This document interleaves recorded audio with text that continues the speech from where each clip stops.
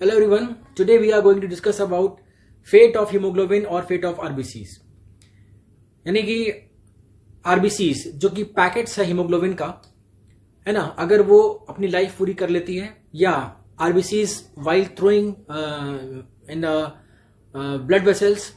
So if the RBC ruptures, so what happens to that hemoglobin? So we will discuss today. यानी what after life span of RBCs?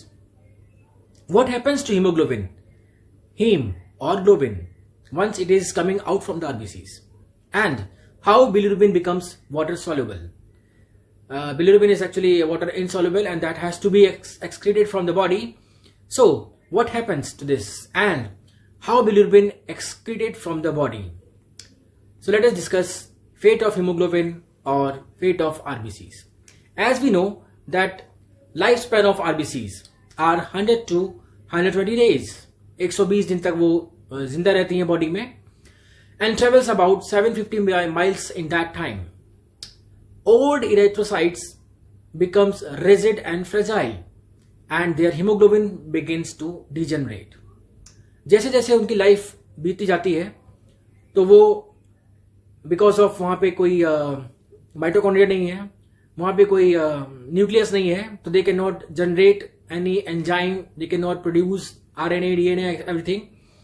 So what will happen? Slowly and gradually उनका जो wear and tear होता है वो repair नहीं हो पाता है. So they becomes rigid and fragile, टूटने की स्थिति में आ जाती हैं, and their hemoglobin begins to degenerate. So dying erythrocytes are engulfed by macrophages and heme and globin are separated. We will discuss. Fate of hemoglobin: when RBC becomes old, their walls becomes weak and the shape is changed. जो shape उनका कौन सा है? Biconcave shape बताया था. And that shape is now changed because of less enzyme activities. Some of these RBCs are then broken down by the force of circulation. बहते बहते थपेड़े खाते खाते RBCs जो है वो रप्चर हो जाती है और उनके पास कोई रीजनरेशन का टेक्निक नहीं है, कोई डीएनए जनरेशन टेक्निक नहीं है, आरएनए नहीं बनता है, प्रोटीन नहीं बनता है ना. सो न्यूक्लियस नहीं है, माइटोकॉन्ड्रिया नहीं है, तो क्या होगा? उनका जो वियर एंड टियर जो होता है वो ऐसा का एज इट इज रह जाता है and they can not maintain themselves. So that's why up to 100 to 120 days they can survive. The hemoglobin released combines with the hepatoglobin, a plasma protein that is carrying to the RE cells. क्यों बोला यहाँ पे? Suppose in the circulation if RBC ruptures during the circulation, so what will happen? पूरा पूरा haemoglobin उसका बाहर आ गया because these are the packets of RBC only, packets of haemoglobin only. Haemoglobin once it come out, and haemoglobin is a very small molecule, kind of albumin shape size का होता है, and this haemoglobin can pass through the urine, बाहर निकल सकता है, and this is important thing. So that's why it should not be lost in the urine.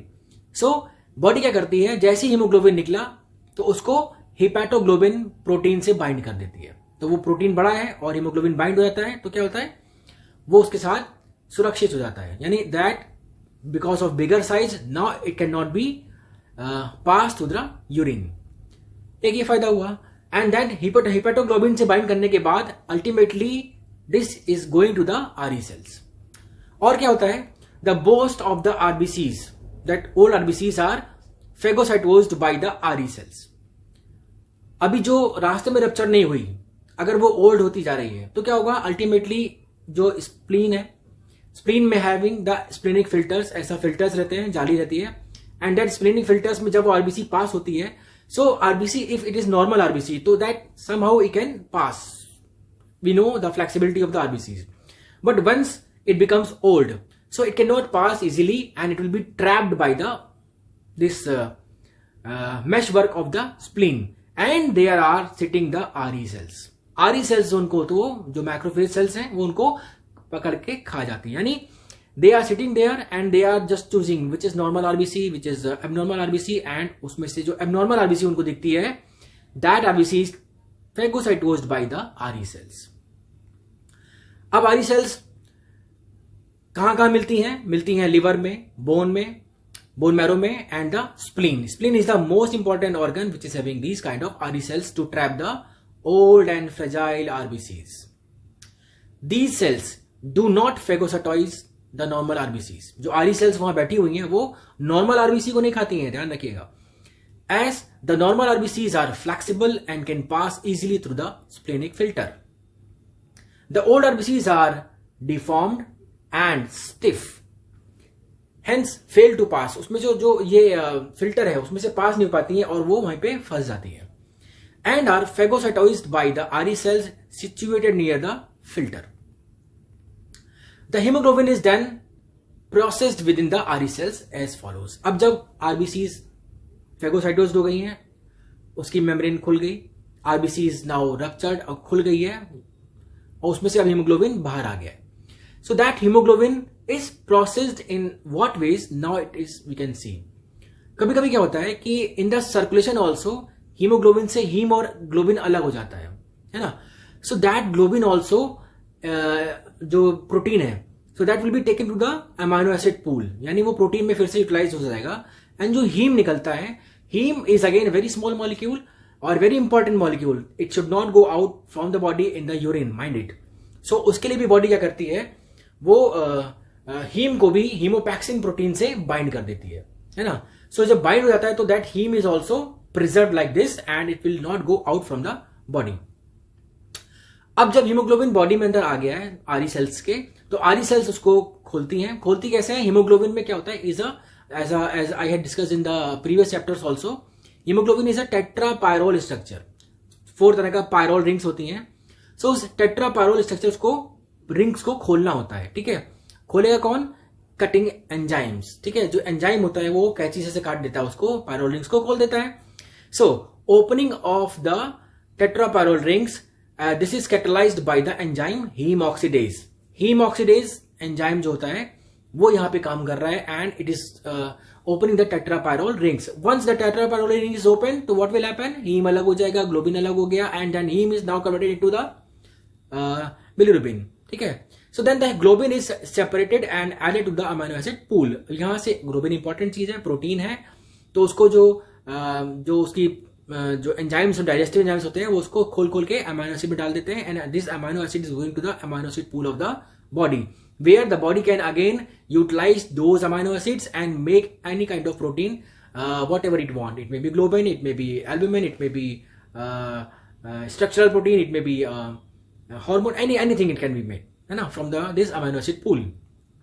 और क्या होता है, जो आयरन बीच में फंसा होता है, हीम, जो अपने स्ट्रक्चर अगर ध्यान होगा, सो उस हीम में से आयरन भी निकल आता है एंड इस आयरन भी इंपॉर्टेंट थिंग है, तो इसको भी बाहर नहीं निकलने देना है क्योंकि आयरन डेफिशिएंसी हो जाएगी अगर वो बाहर चला जाएगा तो. So that iron is also remove from the haem and salvaged for reuse. Stored as ferritin, उसको एक प्रोटीन से बाइंड कर दिया जाता है ताकि बाहर न जाए, तो वो फेरिटिन के रूप में जो एक स्टोरेज प्रोटीन है उसके रूप में वहां पे स्टोर कर दिया जाता है. और हीमोसाइड्रिन इन द टिश्यूज, जहां जहां भी टिश्यूज में आयरन स्टोर हो सकता है, लिवर में हो गया, मसल्स में हो गया. So in that way the iron is stored. If it is need to be transported, तो it will bind with the protein that is known as transferrin. ये हमने पढ़ा हीमोग्लोबिन में, ध्यान रखिएगा. Transferrin, ferritin. Ferritin is a storage protein and transferrin is the transport protein for iron. इस तरह से this iron will be utilized for reuse in the body.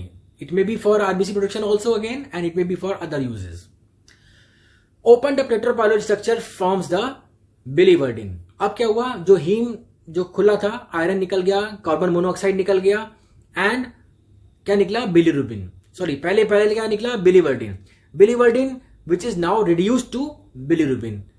अब ये आरी सेल्स के अंदर ही biliverdin is a kind of green pigment molecule and then this biliverdin is reduced to biliverdin reductase जो एंजाइम होता है, because of that it is again converted into bilirubin finally. अब जो ये बिलिरुबिन है वो जैसे ही आरी सेल से बाहर निकलेगा तो बिलिरुबिन अकेले तो मूव कर नहीं सकता है ना. So bilirubin will be bind with the albumin protein, तो इसको बोलते हैं एल्ब्यूमिन बिलिरुबिन कॉम्प्लेक्स. तो अभी हमें इस स्लाइड में देखने में क्या क्या पता लगा कि हीम का जो टेट्रापायरोल स्ट्रक्चर है वो खुला, हीमोग्लोबिन में हीम और ग्लोबिन अलग हुआ तो हीम का टेट्रापायरोल स्ट्रक्चर खुल गया, कार्बन मोनोऑक्साइड निकला, आयरन निकला और बिलीवर्डिन निकला, 3 चीज निकला। और कार्बन मोनोऑक्साइड जो निकलता है, this is the only reaction in the body which produces the carbon monoxide, mind it.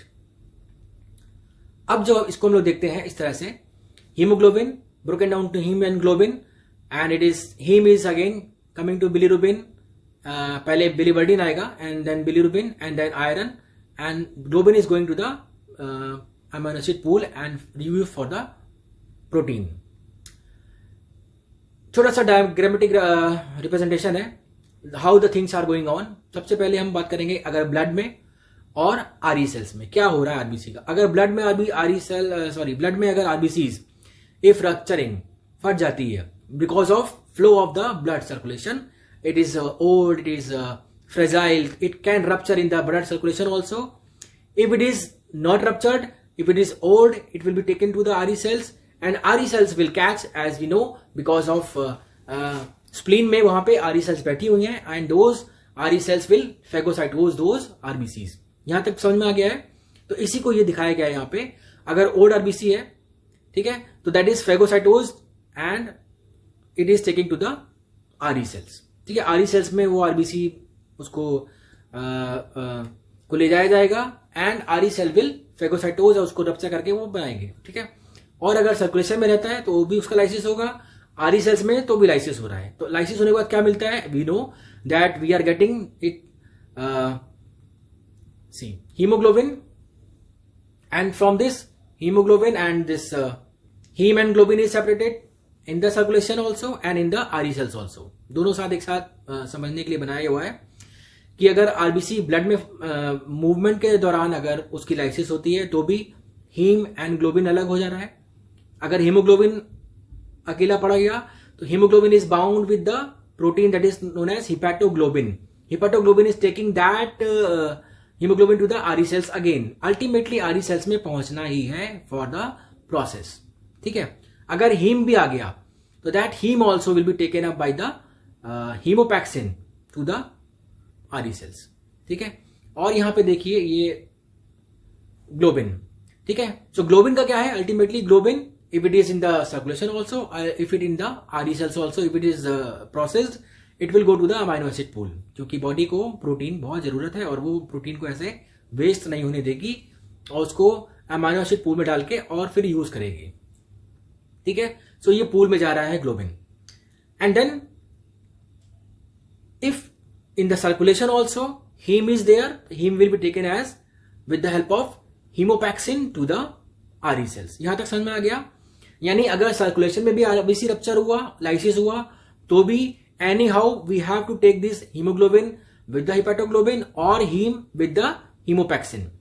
और अगर आरई सेल्स की बात करें कि अगर वहां पे ओल्ड आरबीसी खुद ही ट्रैप हो गई है और वहां पे अल्टीमेटली क्या होगा, आरई सेल्स वहां पे उसको पकड़ के खा जाएंगी, फैगोसाइटोज कर लेंगी और उसको खोलेंगी जब थ्रू द एंजाइम्स, तो क्या मिलेगा, हीम ग्लोबिन अलग करेंगी and then from haem they will take the carbon monoxide, iron that is Fe and the biliverdin. ठीक है, इसको यहां पे समझाया गया है। See in the RE cells what is going on there, that haem with help of heme oxidase, ठीक है, it is converted to the carbon monoxide, biliverdin green molecule and then iron। याद रहा यहां तक। सो अब ये हीम का जो होता है वो हो गया ब्रेकेज। ठीक है, and then this iron is again taken as storage protein और एज ए ट्रांसपोर्ट प्रोटीन। ठीक है, तो ट्रांसफेरिन उसका एलिमेंट है और अगर स्टोर करना है तो फेरिटिन। और biliverdin will be reduced with the help of enzyme biliverdin reductase to the bilirubin। ठीक है, अब वो bilirubin बन गया ultimately, what we are getting the bilirubin। अब ये bilirubin ऐसे ही मूव नहीं कर पाएगा, whenever it has to come from the RE cells to the circulation, because it is again insoluble molecule, so it will be bind with the albumin। Albumin is a kind of transport protein which will take to the liver। So now it becomes the bilirubin albumin complex, or we can say the haemobilirubin. ठीक है, ये जो हीमोबिलिरुबिन है ये कहां जा रहा है, लिवर में जा रहा है। यहां पे देख सकते हैं again a diagrammatic representation of this whole the things. Macrophage दिखाई गई है यहाँ पे लेफ्ट कॉर्नर में, ऊपर देखेंगे तो मैक्रोफेज ने क्या किया, whatever I have discuss with you, RBC को रप्चर किया, हीम में से आयरन निकल गया उधर। इधर देखेंगे biliverdin again converted to bilirubin and bilirubin is taken to the liver. ठीक है, यहां तक क्लियर हो गया। और क्या हुआ, अगर सर्कुलेशन में आरबीसी रप्चर हुई है तो भी वो आरबीसी में से जो haemoglobin ultimately it is reach to the macrophages in the spleen और इन लिवर और बोन मैरो, कहां भी, लेकिन स्प्लीन की बात हम लोग यहां पे करेंगे। So that is taken into the आरी सेल्स एंड देन अल्टीमेटली वहां से क्या निकल रहा है, biliverdin then into bilirubin and this bilirubin is binding with the albumin that is making the bilirubin albumin complex. याद रखिएगा। So that is again from the liver, this is bilirubin, now it will be conjugated. पहले उसको क्या होगा, liver cells जो होती हैं, जो हेपेटोसाइट्स होती हैं, वो उसको बिलिरुबिन को एल्ब्यूमिन से अलग करेंगी and that bilirubin which was water insoluble, it will be made water soluble with the help of conjugation। conjugate करता है वहां पे ग्लूकुरोनिक एसिड। ग्लूकुरोनिक एसिड से जब कंजुगेट कर जाएगा तो वहां पे बनाएगा बिलिरुबिन मोनोग्लूकुरोनाइड और बिलिरुबिन डाईग्लूकुरोनाइड बनाएगा। ठीक है, वो जो मॉलिक्यूल बनेगा अब, that is water soluble molecule and it will come into the through the help of bile, it will come to the intestine. जहां पे देख रहे हैं हम लोग नीचे कि it is excreted in bile, this bilirubin is coming to the small intestine. Small intestine में आने के बाद बिलिरुबिन पे ऊपर जो बैक्टीरिया कुछ काम करते हैं and that is converted into urobilinogen and stercobilinogen. ये हम लोग अभी नेक्स्ट स्लाइड में देखेंगे। यहां तक समझ में आ गया। So we are moving forward. So this bilirubin is then transported in the plasma as albumin bilirubin complex। यहां तक क्लियर हो गया। कहां से निकला था, आरी सेल्स से। आरी सेल से बिलिरुबिन जब बाहर निकलेगा तो वो अकेला नहीं जाएगा। क्यों, क्योंकि उसको वाटर सॉल्युबल बनाना है, तो उसके साथ प्रोटीन बाइंड होता है। प्रोटीन बाइंड होगा तो क्या बनेगा, albumin bilirubin complex and this is known as free bilirubin. जब हम लोग टेस्ट कराते हैं ना फ्री बिलिरुबिन और देखते हैं तो उसमें ये फ्री बिलिरुबिन है ये वाला, और इसको हम क्या बोल सकते हैं, हीमोबिलिरुबिन। ठीक है, so this is carry to the hepatocytes. अब ये लिवर के पास ले जा रहा है, जहां तक हम लोग पिछली स्लाइड में देख चुके हैं। So that liver will again क्या होगा, इनसाइड दिस हिपेटोसाइट्स, यानी लिवर के अंदर जो सेल्स है हिपेटोसाइट्स बोलते हैं उनको, hepatocytes, the bilirubin is bound to the cytoplasmic proteins called ligandins with help of enzyme. तो लाइगेंडिन्स उसको अंदर खींच लेगा, खींचने के बाद धीरे से खोलेगा, अलग करेगा albumin and then this is with help of glucuronyl transferase. ठीक है, and then it is conjugated with glucuronic acid to form bilirubin monoglucuronide और diglucuronide। याद रखिएगा। तो यहां पे बन गया ये वाटर सॉल्युबल मॉलिक्यूल। ठीक है, अब ये वाटर सॉल्युबल बन गया, यानी अब ये with the help of bile it can to the urine also, it can go to the small intestine also. ठीक है, और इस तरह से इसको वाटर सॉल्युबल बना के बॉडी से बाहर निकाला जाता है। अगर वो वाटर सॉल्युबल नहीं बनेगा, so that it can not be taken out from the body, it is very difficult to excrete out. So what will happen, this bilirubin will be इकट्ठा हो जाने को क्या बोलते हैं, this bilirubin will be deposited in the skin, mucous membrane, sclera, वहां पे जमा होने लगेगा। ठीक है, and the person will suffer from jaundice. ठीक है, तो जॉन्डिस यहीं से शुरुआत होती है इसकी। तो अब क्या देखते हैं हम लोग कि deficiency of this enzyme in neonates leads to physiological jaundice. कौन सा, ये वाला glucuronyl transferase. Glucuronyl transferase enzyme बच्चों में नहीं होता है, इसीलिए that albumin is not converted into water soluble molecule, that is bilirubin mono और डाईग्लूकुरोनाइड। एंड इसीलिए जो नवजात बच्चे होते हैं, छोटे बच्चे, उसमें ये एंजाइम नहीं होने की वजह से उनमें देखा जाएगा कि अक्सर बच्चों में जॉन्डिस डेवलप होता है। समझ में आ गया। तो this is that's why this is called physiological jaundice. ठीक है, बिकॉज ऑफ फिजियोलॉजी, वहां पे भी एंजाइम अभी डेवलप नहीं हुआ है, लेकिन कुछ दिनों बाद after sometimes the enzyme will develop and this bilirubin will be converted into the water soluble molecule. तो उसमें वो बिलिरुबिन डाई और मोनोग्लूकुरोनाइड बना के उसको निकाल दिया जाता है। यहां तक समझ में आ गया। सो अब ये जो कॉन्जुगेटेड बिलिरुबिन है, ठीक है, दैट इज सॉल्युबल, यहां पे बोल रहे हैं, इज पहले वाला कौन सा था, फ्री बिलिरुबिन यानी एल्ब्यूमिन बिलिरुबिन कॉम्प्लेक्स। ये वाला कौन सा है, दिस इज कॉन्जुगेटेड बिलिरुबिन, ये अब वाटर सॉल्युबल बन चुका है। Is excreted through the bile into the intestine. If bilirubin accumulates inside the body, jaundice का बता चुका हूं मैं, ठीक है। This causes for jaundice or causes for jaundice हम लोग कैसे समझ सकते हैं, ये बाद में डिस्कस करेंगे, लेकिन छोटा सा बता रहा हूं यहां पे कि या तो इंक्रीज्ड डिस्ट्रक्शन ऑफ आरबीसीज, ठीक है, अगर आरबीसीज का डिस्ट्रक्शन ज्यादा होने लगा, रप्चर ज्यादा हुआ, लाइसिस ज्यादा हुआ, तो क्या होगा, अल्टीमेटली हीमोग्लोबिन निकलेगा, हीम से फिर बनेगा, करते करते बिलिरुबिन ज्यादा बन रहा है, समझ में आ रहा है ना।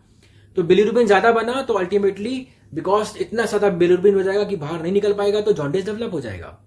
क्लियर, ये तो क्या हुआ, increase destruction of RBCs. Clear हो गया।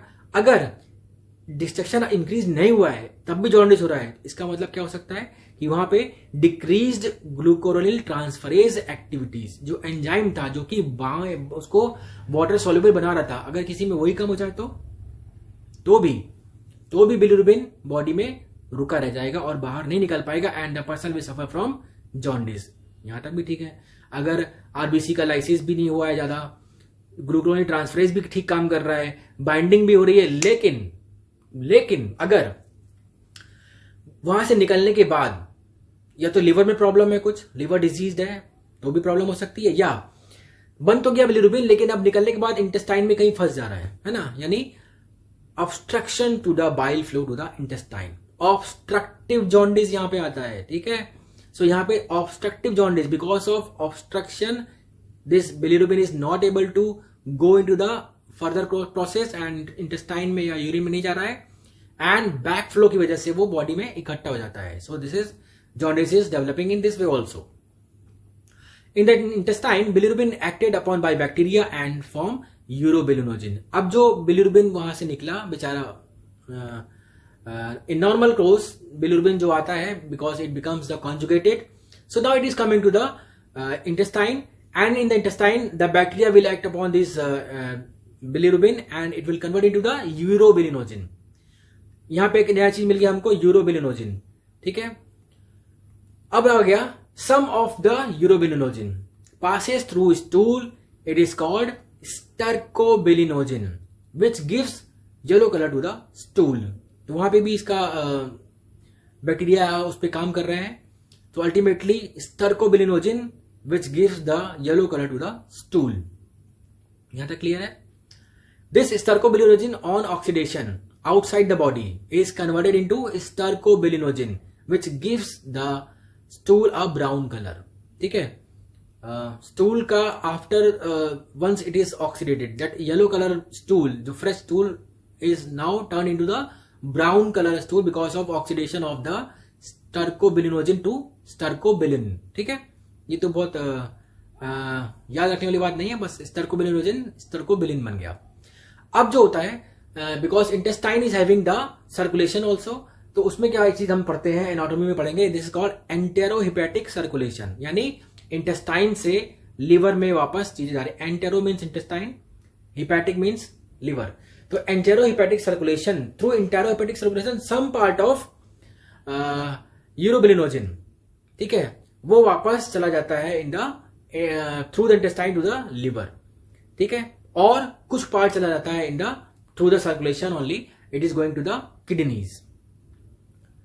क्लियर हो गया। सो अगेन वो थोड़ा सा वापस जाता रहता है, लिवर में जाएगा, लिवर से फिर वापस आएगा, बाइल के थ्रू फिर आएगा इंटेस्टाइन में, एंड देन बाहर निकल जाएगा, और कुछ जाएगा to the through the circulation into the kidneys, and kidney से निकलेगा दैट यूरोबिलिनोजिन, ठीक है।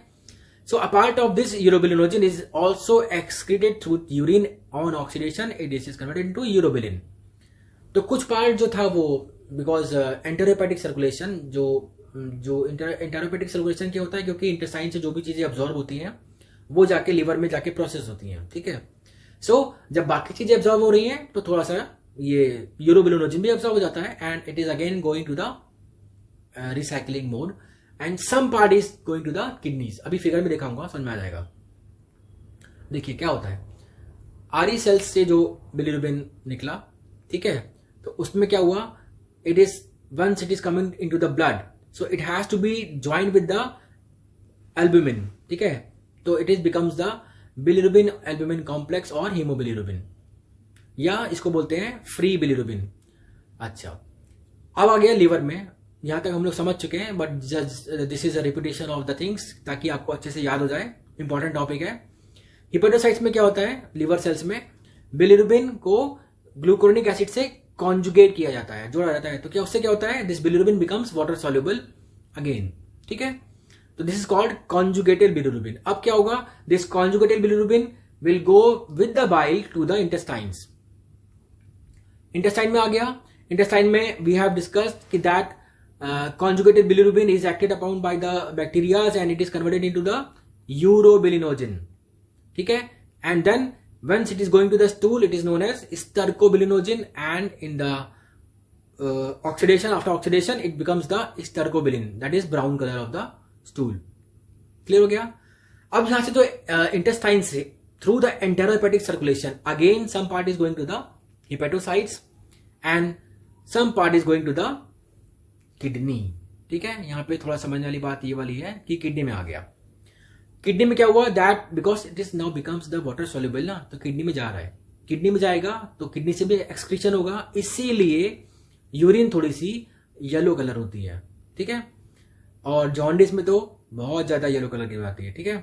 So this urine is because of urobilinogen it becomes yellow colour in the urine. यहां तक समझ में आ गया।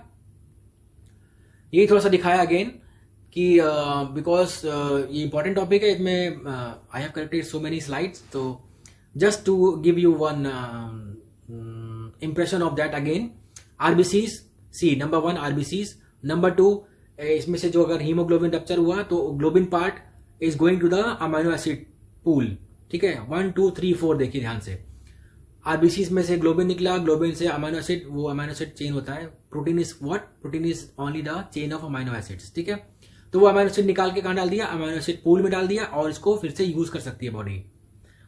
अब जाओ 4 5 5 5, हाँ 5 में आ जाए। 5 में क्या हुआ, हीम, हीम में से आयरन निकला, आयरन कहां चला गया, through the transport protein transferrin and storage protein ferritin. Clear हो गया यहां तक। फिर आ गया 8 नंबर, वहां पे देखिए आयरन को यूज किया जा रहा है इन द बोन मैरो में again for the formation of RBCs, ठीक है, इसीलिए हमने जब हीमोग्लोबिन पढ़ा था तो उसमें सोर्स ऑफ आयरन पढ़ा था ना, तो सोर्स ऑफ आयरन उसमें सबसे इंपॉर्टेंट था because of recycling of the this iron from the RBCs. ध्यान रखिएगा, याद रखिएगा, फिर से पढ़ेंगे है? और क्या हो रहा है यहाँ पे, जो अब ये बिलीवर्डिन, हीम से क्या हुआ, बिलीवर्डिन बना, बिलीवर्डिन ग्रीन मॉलिक्यूल है, biliverdin is reduced to bilirubin and then bilirubin is going to the with the help of albumin to the liver, liver से निकलने के बाद वो कहाँ जा रहा है, इंटेस्टाइन में, इंटेस्टाइन में आप 15 नंबर देखिए, इंटेस्टाइन से स्मॉल इंटेस्टाइन में आया यहाँ पे, एंड देन बिलिरुबिन पे बैक्टीरिया ने काम किया, उसको क्या बना दिया, urobilinogen, and then stercobilinogen stool में आ गया, निकल गया बाहर, and some part of went to the kidneys, and kidney से क्या निकल गया, यूरोबिलिनोजिन एंड यूरोबिलिन, तो yellow colour of the urine. एकदम क्लियर है पिक्चर से। So, applied physiology. Too much of RBC produced results in polycythemia. Poly means many, cythemia means cy means cell and emia means blood. Polycythemia, ठीक है। अगर RBC कम होंगी तो less production of RBC leads to a disease known as anemia. Too much destruction leads to jaundice. देख चुके हैं क्यों, क्योंकि too much destruction होगा तो अल्टीमेटली हीमोग्लोबिन होगा, हीम से बिलीवर्डिन, बिलीवर्डिन से बिलिरुबिन, बिलिरुबिन से आपके पास वो जॉन्डिस क्रिएट कर सकता है। सो जॉन्डिस क्या है actually, the yellowish discoloration of skin, eye, mucous membrane and sclera due to the increase in the blood concentration of the bilirubin. समझ में आ गया। Normal rate of production with defective RBCs also leads to anaemia. Defective RBC होगी, अगर number of RBC 5.5 million per cubic millimetre है तब भी anaemia हो सकता है। क्यों, क्योंकि जो डिफेक्टिव आरबीसी है उसको भी आरई सेल्स ट्रैप कर लेती हैं और फेगोसाइटोज कर देती हैं, ठीक है। References, this lecture is prepared from these books, you should go through these books because वहीं से याद होता है और वहीं से पढ़ के पूरा याद हो पाएगा आपको। गाइडन एंड हॉल महापात्रा अच्छी बुक है, चौधरी अच्छी बुक है, चटर्जी बहुत ही वास्ट सब्जेक्ट में दिया हुआ है, सबको आपको गो थ्रू होना पड़ेगा if you want to become a good doctor. Any questions you can ask me. And next session is leucocytes, बोले तो WBC, व्हाइट ब्लड सेल्स. तब तक के लिए पढ़ते रहिए. धन्यवाद.